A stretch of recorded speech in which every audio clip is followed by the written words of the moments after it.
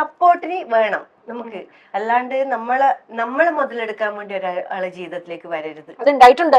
അതാണ് ഞാൻ പറഞ്ഞത്. പക്ഷെ എന്താണ്, നമ്മൾ ഈ ആർട്ടിസ്റ്റ് എന്ന നിൽക്കുമ്പോ മറ്റുള്ളവരുടെ കാഴ്ചപ്പാട് വേറെയാ.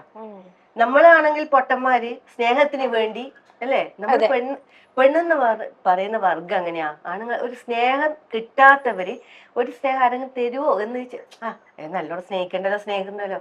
അപ്പൊ നമ്മൾ പറയും, അങ്ങോട്ടേക്ക് പൈസ കൊടുത്ത് സ്നേഹിക്കലേ. എല്ലാരും അനുഭവം ഇതായിരിക്കും, പക്ഷെ ആരും തുറന്ന് പറയില്ല എന്ന് മാത്രം. അവൻ നല്ലോണം സ്നേഹിക്കണ്ടല്ലോ എന്നെ, ആടാ ഒരു 5000 ഉണ്ടാ, അയ്യോ എനിക്ക് ഇങ്ങനെ ബുദ്ധിമുട്ടാണ്, എന്താ ചെയ്യാ, കടം അവിടെ അതിയാന്ന് കടമുണ്ടാ. അപ്പൊ നമ്മളെന്താ പറയാ, അത് നോക്കൂ, നമ്മള് കടം വാങ്ങി അങ്ങോട്ട് കൊടുക്കുക, സ്നേഹമല്ലേ കിട്ടുന്നത്. അതാണ് അവസ്ഥ. നമ്മള് ശരിക്കും പറഞ്ഞ പൊട്ടന്മാരായി, പെണ്ണുങ്ങളെന്ന് പറഞ്ഞ പൊട്ടന്മാരാ.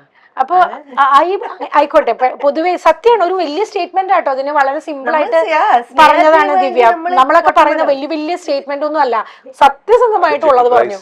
ഒരു കാര്യം കൂടെ പറയാം. ഒരു ഹ്യൂമൻ അത്രയേ ഉള്ളൂ. അത് പെണ്ണാവണം എന്നില്ല.